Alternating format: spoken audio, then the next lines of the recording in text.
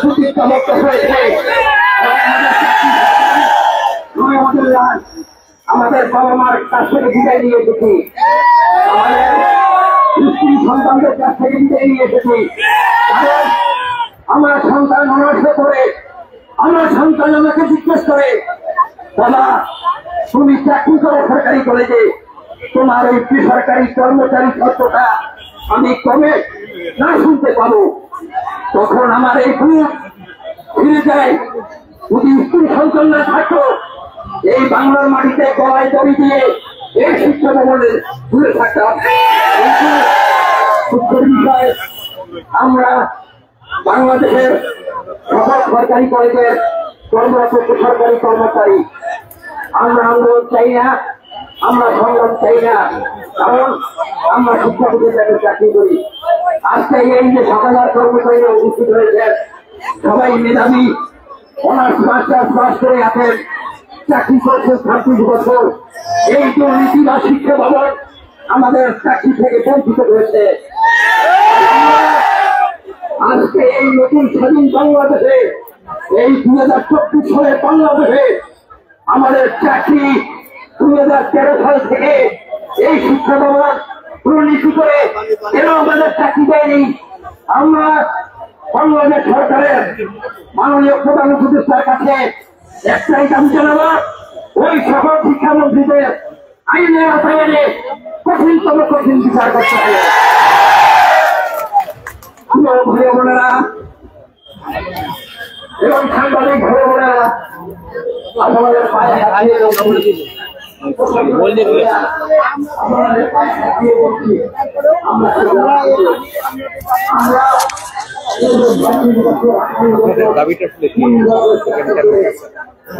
আমরা আসছি আমরা পরিচয় থেকে আমরা সমগ্র বাংলাদেশের আজকে যারা উপস্থিত হয়েছেন, সমগ্র বাংলাদেশের সরকারি কলেজের বেসরকারি কর্মচারী। আসলে বলতেই কষ্ট হয়, সরকারি কলেজে বেসরকারি কর্মচারী। এটা কেন? এটা আসলে যখন আপনার দেখেন 1982 সালের অবকাঠামো অনুযায়ী কলেজ এখনো করে আসছেন, কর্মকর্তা কর্মচারীগুলো আছে, কিন্তু তখনকার স্টুডেন্ট ছিল 4,000, এখন কিন্তু 14,000 15,000। সেই অনুপাতে যখন প্রতিষ্ঠান চালাতে গিয়ে চালানোর কথা প্রিন্সিপাল 2014 সালে পরিপত্র অনুযায়ী, অর্থাৎ মন্ত্রণালয়ের অধিদপ্তরের পরিপত্র অনুযায়ী আমাদের নিয়োগ দেয় এবং শিক্ষার্থীদের কাছ থেকে বেতন সংগ্রহ করে আমাদের বেতন দেয়। এবং আগে এই পরিপত্র ছিল 1991 সালে পরিপত্র ছিল 40 এবং 60% নিয়োগ। এভাবে যারা মাস্টার কর্মচারী কাজ করেছে তাদের নিয়োগ আস্তে আস্তে সিনিয়র হিসেবে নিয়োগ দিয়েছে। কিন্তু 2012 সালে এসে 13 সালে এসে সেইটাও ডক্টর সিজ করে নিয়েছে, বিধায় আমরা এই বৈষম্য শিকার, আমাদের কেউ মানে সরকারি হচ্ছে না।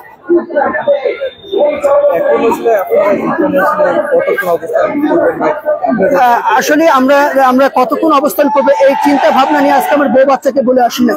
আমি বলেছি আমাদের দাবি পূরণ না হওয়া পর্যন্ত আমরা আর মা ফিরবো না, তোমরা চিন্তা করো না। কেননা দেখেন 2013 সালে আমরা প্রেস ক্লাবের সামনে, বিশ্ববাসী যেন আপনারা অবহিত আছেন যে আমরা কাপড়ের কাপড় গায়ে দিয়ে রাস্তায় শুয়েছিলাম, তারপরেও বিগত সরকার আমাদের হস্তক্ষেপ করে নাই। এই সরকারের কাছে আমাদের দাবি বৈষম্য দূরীকরণের, এবং আমাদের একটাই দাবি, সেটা তো আমাদের চাকরি সরকারিকরণ করতে হবে। আমি 2002 সাল থেকে আজকে 2024 সাল, অর্থাৎ 24 বছরই হয়ে যাচ্ছে, 22-23 বছর হয়ে যাচ্ছে, 22 বছর।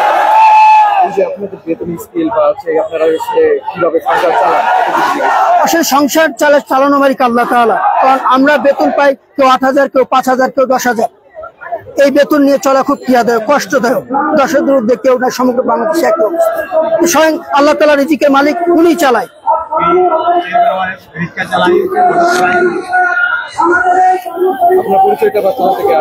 আমি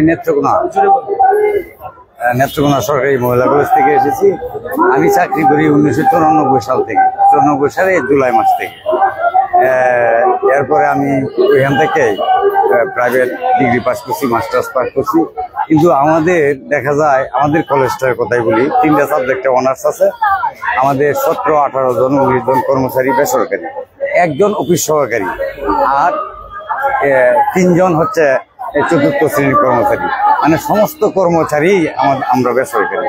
আর আমাদের বেতন ন্যূনতম বেতন, যা আমাদের সংসার চলে না কোনো মতে আর কি। মানে এই ঋণ করি, এই বেতন থেকে আবার দেই, আবার ঋণ করি, এইভাবে চলি। এখন পর্যন্ত আমাদের একবার আমরা হাইকোর্টে একবার এই সমষ্টিগতভাবে বিভিন্ন কলেজ মিলে আমরা একটা আবেদন করছিলাম হাইকোর্টের মাধ্যমে, ব্যারিস্টারের মাধ্যমে। এটাকে আমাদের পক্ষে ছিল, কিন্তু এটাকে এই শিক্ষা মন্ত্রণালয় থেকে খারিজ করে দেওয়া হয়েছে। তারা আবার নতুন নিয়োগ দিচ্ছেন। এই অবস্থা আর কতদিন চলবো? এই জন্যই আমরা আজকে আন্দোলনে আসছি।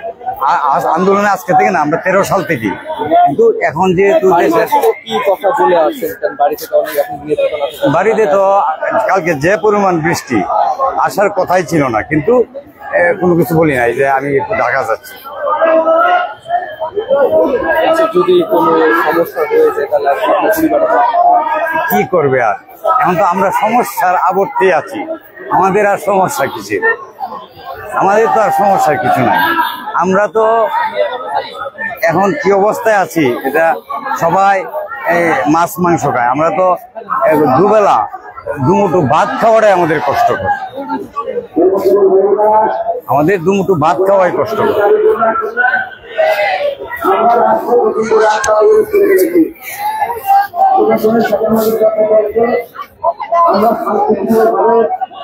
আমরা এই আন্দোলন চালু করবো। আমাদের মানববন্ধন চলবে যতদিন পর্যন্ত বাংলাদেশ সরকারের মাননীয় প্রধান উপদেষ্টার কাছ থেকে আমরা কোনো আশ্বাস না পাবো, ততদিন পর্যন্ত আমরা এই রাস্তায়, এই রাজপথে লাশ হতে প্রস্তুত আছি।